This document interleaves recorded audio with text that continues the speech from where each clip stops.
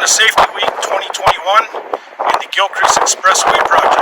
Today I have Tony Alvarez and Christian Fairchild that are going to help me explain the hierarchy of controls. Hey guys, welcome to the Gilcrease project in Tulsa, Oklahoma. My name is Christian Fairchild. I'm going to do a brief overview of the hierarchy of controls. The first section is elimination of the hierarchy of controls. Elimination basically is removing the hazard in total. It's pretty straightforward and should be implemented first and foremost. An example of this is working from heights. You can't totally remove it at all times, but there are times where it comes when you work at the ground level, or use tools that can extend up higher so that the workers don't have to be up in the air, which helps eliminate the fall hazard. The second section is substitution. Substitution is replacing the material or the process with another that is considered to be less hazardous. An example of this would be water-based paints. You would replace the lead-based paints that could cause kidney damage. So by using water-based, it's safer for the guys out there. Section 3 is engineering controls, which is most commonly used in our industry. Engineering controls are used to isolate workers from the hazard. An example of this would be installing machine guards that shield workers from the airborne emissions and is an instant engineer control implementation. Here with me is Tony Alvarez, and he's going to show some examples of engineering controls. Hi everyone, I'm Tony Alvarez, the safety manager here at Gilcrease Constructors with the Gilcrease project. And welcome to Safety Week 2021. An example that Christian was talking about in our hierarchy of controls is we've got our top rail, our mid rail, and our toe board. These are installed throughout the bridges D and E, let alone F and G, and every single bridge that we have out here under construction. These are to prevent employees from falling off and over onto the side. Another example that we have as engineering controls is the covering of our expansion joints. These roughly range between 4 to 8 inches in wide. We use plywood to cover these openings to prevent hand tools and power tools from falling to the lower level, thus protecting employees below. With that, guys, I'm going to go ahead and pass it back over to Christian Fairchild so he can further explain the hierarchy of controls. Christian. Section 4 consists of administrative controls, which include employee trainings, signs, warning labels, and procedure changes. An example of administrative controls is conducting road construction at night when there are fewer drivers on the road. By changing the work practices at the road construction site, worker exposure hazards can be reduced. Behind me here is a great example of administrative control. As you can see, we have signage and barricades in place to help deviate the traffic and reduce any hazards to be in place. The final section, which is section 5 of the hierarchy controls, is personal protective equipment. Examples of this would be gloves, hard hats, safety glasses, high visibility vests or clothing, and other protective garments or equipment. Well guys, thanks for listening and joining us here at the Gilcrease Expressway to review the hierarchy of controls. And with that, we're going to turn it over to our legacy group.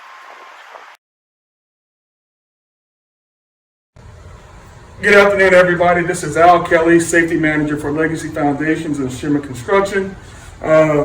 This video is about rigging for Safety Week 2021. What we're going to be focusing on is rigging, the importance of rigging. And the first statistic that I want to share with you, within the last 15 years, there have been 297 deaths due to rigging. More than half has been due to individuals standing underneath the load. And it's important to know your proximity and where you're at during these rigging activities. Don't take risks. Be a rigger with a plan. Good crane operations and rigging best practices require having a plan, executing that plan for every lift. Practice good risk management by identifying, addressing, and controlling the risk that may exist prior to, during, or after an overhead lift. Now, one of the most important things is know the proximity to your load, where you and your coworker are going to be standing, where that load's going to be moving. Keep that load as low as possible. Keep essential employees near the load. Ensure everyone is accounted for during and after each lift. Ensure everyone is accounted for after the lift is completed as well. All right, everybody, we're out here at 235. I got Greg Pyramid, Superintendent. I got Rico, one of the operators out here. So, gentlemen, this video is for Safety Week 2021. We're talking about rigging, best practices, but more importantly, where are people standing at in relation to the load, and why is it important for them to know the proximity? Safety was standing underneath the load. We never know what's going to happen while the load's in the air. Is it going to strike something? Is it the rigging going to come apart? So you always want to have a safe place to stand. Never stand directly underneath it, and always have an out. Always plan your escape route in case something does go south. You know which way you're going to go to be safe, so you're not going to box yourself into a corner. It's very important to always know what's going up above your head and what's going to be in the air while you're working, so you know where you need to be and where the safe areas to stand are. So, Rico, why is it important for you to work safe every single day? For me, making sure that I go home safe to my family every day, and the guy next to me goes home safe to their family every day. We're out here to make money. We're not out here to work to live, we live to work. It's the other way around. We live to work, we work to live, not live to work. We always want to make sure that we're going home safely to our family. And so we can go home and enjoy everything that we have and just be out here for work to better our lives. I appreciate you, brother. Greg? I'll piggyback on a little bit what Rico said. It's definitely important to know what your load is you're picking. It's important to know where your load is going after it gets picked. And it's especially